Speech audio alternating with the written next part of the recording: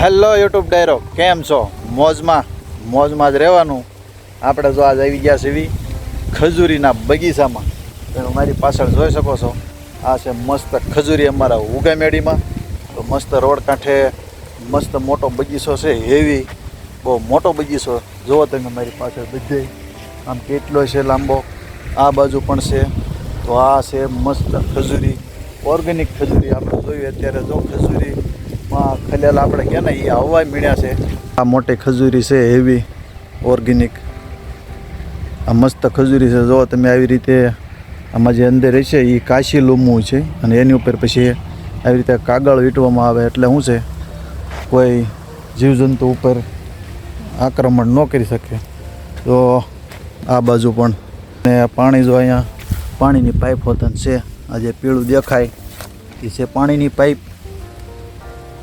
અને આની અંદર છે ખલેલા. આપણે દેશી ભાષામાં કહીએ ને ખલેલા. તો બહુ ઝાઝા વિસ્તારમાં છે, વીઘાની આપણને ખબર નથી. આપણે હમણાં માલિકને મળશું અને એમને પૂછશું કે લોકોને ઉછેર કરવો હોય તો આમાં શું કરવું પડે, ક્યાંથી લાવવા પડે અને કેવી માવજત કરવી પડે. તો એ બધું પણ આપણે હમણાં માલિક છે વાડીના, એ દુકાને ત્યારે રોડ કાંઠે ત્યારે કોઈની શરૂઆત થઈ ગઈ છે, એટલે બહાર વેચાણ હોતાને ચાલુ છે. અને મસ્ત મીઠા આવે, કારણ કે 100 કિલો છે. જે રોડે લોકો નીકળે એ બધા લેતા જાય અને મસ્ત સરસ પેકિંગ કરીને આપે છે, અને મજા આવે ખાવાની. એવા આવે છે. તો આ બાજુ ખુલ્લા છે, તમે જોઈ શકો છો. આ બધી ઉગવાની જે આવવાની શરૂઆત છે, અમુક પાકવાની શરૂઆત છે. તો આમાં અમુક જે નાના છે, મોટા છે, બધાય છે. પછી મોટા થઈ જાય પછી આવી રીતે એને કાગળ ફરતો ઢાંકી દેવામાં આવે છે. ઘણા વિસ્તારમાં છે, લગભગ 10 વીઘા અંદાજે હશે, હું કહું છું. એટલે આવી રીતે છે. આ ખજૂરી રહી હજી આનથી પણ મોટી છે, જે પહેલાં વાવ્યું હોય. આ જો આ જે વિસ્તાર આવ્યો આ બાજુથી ને આ બાજુનો, એ એનથી પણ મોટી છે. આ જોઈ શકો છો તમે. જો આમાં થળિયા કાપ્યા હોય ને એ ઉપરથી અંદાજ આવી જાય કે આના ઘણા વર્ષ થયા છે. જો આ બાજુ પણ, આ બાજુ જો આ કેવડું મોટું થાય છે. આમાં દેખાય છે આપણે જો ઢાંક્યું છે ને એ જોઈ જોવો. એવા લૂમખા આવે. આ એક લૂમખામાં અંદાજે લગભગ 10 થી 12 કિલો હશે, વધારે હોય તો એ ના નહીં. જો એમાં લીલા પીળા એમ થતા જાય છે. આ છે પીળી ખજૂરી, અને મસ્ત એકદમ જો છે. આમાં તમારે 3-4 વર્ષ માવજત કરવી પડે, પછી લૂમખા આવે. 100 કિલો વેચાણ થાય છે. એટલે તમે અંદાજ લગાવી શકો છો કેટલા રૂપિયાનું વેચાણ થતું હોય છે. જો આમાં છે ફરતા કેટલાય લૂમખા છે. તો આ બાગાયત ખેતીમાં આવું હોય, 2-3 વર્ષ તમને પ્રોફિટ ન મળે એ જમીનમાંથી, પછી એ શરૂઆત થઈ જાય એટલે ખૂબ શરૂ થઈ જાય આવી રીતે હોય. પણ 2-3 વર્ષ તમારે એની માવજત કરવી પડે, બધી ટેકનોલોજી જાણવી પડે કે કઈ રીતે આ બધું થાય છે, અને કઈ રીતે આપણે વધારે ઉત્પાદન કરી શકીએ, અને પાછું ઓર્ગેનિક, એટલે એમાં વધારે ફાયદો થાય. આ ખજૂરી છે જો લાલ ખજૂરી, મસ્ત જો છે. આ છે લાલ ખજૂરી.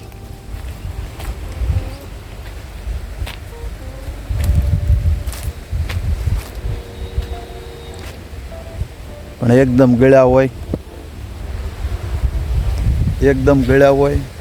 એનું કારણ છે કે ઓર્ગેનિક હોય ને, નો કેમિકલ, નો ફર્ટિલાઇઝર, એટલે એનો સ્વાદ અનેરો જ હોય. એટલે તમને મજા આવે ખાવાની.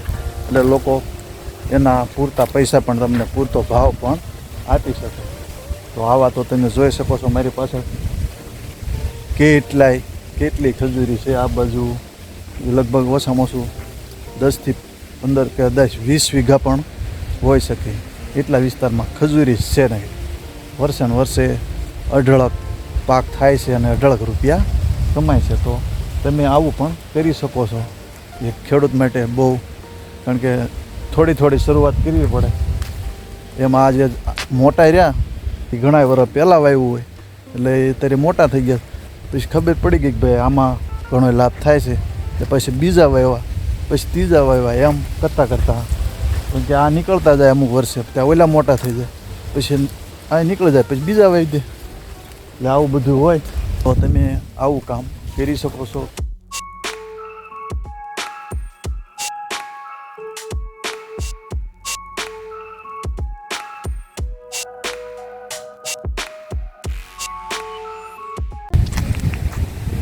હવે આ શેઢો છે, જુઓ તમે, અહીંથી વિભાગ અલગ પડી ગયો છે.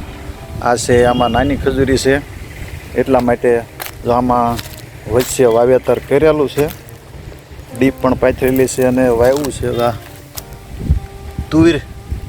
તુરનું વાવેતર કર્યું હોય એવું લાગે છે. 3 સા વચ્ચે કર્યા છે, જોઈ શકો છો. આ નાની છે એટલે જે આમાં થઈ શકે. હવે આપણે વ્યા જઈશું જે તમને સ્ટોર કરેલો છે વેચાણ માટે, સ્ટોરે વ્યા જઈએ અને તમને પૂછ્યું ભાઈ કેટલા વર્ષથી છે અને કઈ રીતનું આમાં શું હોય, લોકોને આ લેવું હોય તો ક્યાંથી મળે, એ બધી જાણકારી તમને આપી. એક ખજૂરી પાછળ કેટલો ખર્ચો થાય ને ક્યારે કેટલા વર્ષે ઉત્પાદન આવે, લોકોને આ ખજૂરી વાવી હોય તો ક્યાંથી મળે અને અંદાજે કેટલો ખર્ચો થાય ને કેટલો પાક આવતો થાય ને કેટલું એમાં આવક થાય, એ બધી આપણે જાણકારી તમને આપી. તો વિડીયોમાં પાછા બનાવી રહીજો. હા, હાવ તાજા છોડવા છે. જો આના કદાચ 2-3 વર્ષ થયા હોય તો હજી આમાં કાંઈ નથી, એટલે એમ 2-3 વર્ષ સુધી તો કાંઈ ન જ આવે. એનો સમય થાય પછી રૂમઝૂમ આવે. આપણે જે બધી ખજૂરી જોઈ એમના જે વાડીના માલિક છે એમની સાથે જ વાત કરીશું. તો તમારું નામ શું દાદા? મારું નામ બાબુભાઈ ભીમજીભાઈ કળતિયા. હા. આ ગામ કયું? ગામ ઉગાઈવેડી. હા. તો તમે કેટલા વર્ષથી ના પાક કરો છો? અમે 10 વર્ષથી આમાં છીએ. 10 વર્ષથી. હા. તો જે મોટી આપણે જોઈએ એ 10 વર્ષની છે. 10 વર્ષની છે. તો પહેલા તમે એ કેટલા થળિયા વાવ્યા હતા? 100 થળિયા વાવ્યા હતા. 100 થળિયા વાવ્યા હતા. પછી આ બીજા છે એ કુલ કેટલા વીઘામાં વાવેતર છે? બધું 13.5 વીઘામાં. 13.5 વીઘામાં વાવેતર છે. તો કોઈ પણ લોકોને આમાં કામ કરવું હોય તો તમને ક્યાંથી ના મળી શકે? આ કચ્છમાંથી. તો એક છોડવો અંદાજે કેટલા રૂપિયાનો આવે? 4,4200 રૂપિયાનો એક છોડ થાય. એક છોડવો 4,4200. હવે એ વાવ્યા પછી ખેડૂતને કેટલા વર્ષે લાભ થાય? એમાં 3જા વર્ષે અમુક છોડમાં ફળ આવે. 3જા વર્ષથી શરૂઆત થઈ જાય. શરૂઆત થાય. હા. પછી તમે બધું ઓર્ગેનિક જ છે? બધું ઓર્ગેનિક. એટલે બધું ઓર્ગેનિક છે એટલે સ્વાદ સારો આવે. બહુ સારો સ્વાદ. હા. તમે એકવાર ખાવ એટલે તમને મન થાય જ એમ થાય કે એ લેવા જ લાવું છે. અને ભાવ આપને પૂરતો મળી જાય. ભાવ પૂરતો મળે. 100 રૂપિયાની કિલો અહીં ઘરે બેઠા વેચાઈ જાય. તો અત્યારે બધોય થઈને પાક આમ અંદાજે તમે કેટલાક રૂપિયાનું આવતું હોય છે? પણ અંદાજે 15,000 કિલો થાય છે. 15,000 કિલો. હા. તે તો જે કોઈ ખેડૂતને લેવું હોય તો કચ્છમાં એવું કાંઈ અથવા વલસાડ છે. વલસાડ. હા. તો કોઈ પણ ખેડૂત હવે આવી શકે તો એને 3-4 વર્ષથી એને લાભ મળવાનું ચાલુ થાય. કાંઈ વાંધો નહીં. સારું દાદા, થેન્ક યુ. તમારો આભાર ખૂબ ખૂબ.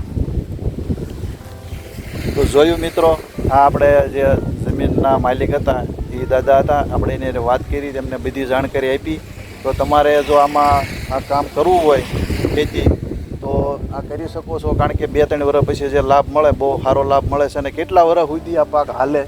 એ નાળિયેરી ગોળે તે હાલ્યા જ કરે છે. હા, હાલ્યા જ કરે. એટલે બહુ સારું કહેવાય. 2-3 વર્ષ તમને ઓછો લાભ મળે, પણ પછી જ્યારે મળવાનું શરૂ કરે એટલે તમારે આજીવન 4થા વર્ષે ફૂલ લાભ મળે. ફૂલ લાભ મળે. તો આની પાછળ મહેનત ઘણી થાય. મહેનત થાય. ઉનાળાની મહેનત છે આમાં. એટલે મહેનત થાય. અને પાણી કેટલું જોઈએ? પાણી વધારે જોઈએ. પાણી જોઈએ. પણ ડીપ હોય તો હાલે ખરા? ડીપમાં હાલે ને. નળ અમારે ખામણે નળ છે એટલે એવી રીતે તમે પાણી પણ પાઈ શકો. અને વચ્ચે વાવેતર થાય. વચ્ચે વાવેતર કપા કરી. હા.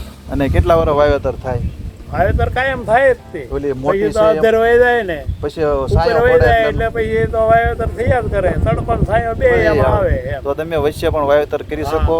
અને એવું બધું છે એટલે તો તમે આ કામ કરો તો ખેડૂતને સારો લાભ થઈ શકે. સારું, હાલો આપણે જે ખારેકનું પેકિંગ થાય છે એ પણ તમને બતાવું. તો સવારથી જે ઉતારેલો માલ હોય એ જો ખોખા છે આ બધાય સુરત મુંબઈ પણ બધે જાય છે અને જો આ જોખીને સ્પેશિયલ આવી રીતે કિલોના પેકિંગ જ હોય મસ્ત ડીટીયા કમ્પ્લેટ તોડી જો અહીંયા પેકિંગ પડ્યા છે એવી રીતે કમ્પ્લેટ તૈયાર કરી અને જો આ બહાર છે ટેબલ એવી રીતે અહીંયા વેચાણ રોડ ઉપર જ થઈ શકે છે અને તમારે ક્યાંય વેચવા પણ જવું ન પડે ઘર બેઠા વેચાઈ જાય જો આ પેકિંગ બધા રહ્યા આ બધા સુરત માલ જાય જો આ અત્યારે 2 ગુણી છે અહીંયા આ બધો માલ સુરત જાય તો સરસ આવું કામ તમે ખેતીમાં બદલાવ કરી શકો છો તો એવી રીતે જો આ મીઠો માલ થાય એટલે સુરત મુંબઈ બધે જાય છે એવું વેચાણ તમે કરી શકો છો તો બસ આપણે આજનો વિડીયો અહીંયા પૂરો કરીશું જો તમને આ વિડીયો ગમ્યો હોય તો લાઇક કરજો શેર કરજો અને ચેનલમાં નવા હોય તો સબસ્ક્રાઈબ કરવાનું ભૂલતા નહીં મળશું નવા વિડીયોમાં ત્યાં સુધી બધાને જય માતાજી બાય બાય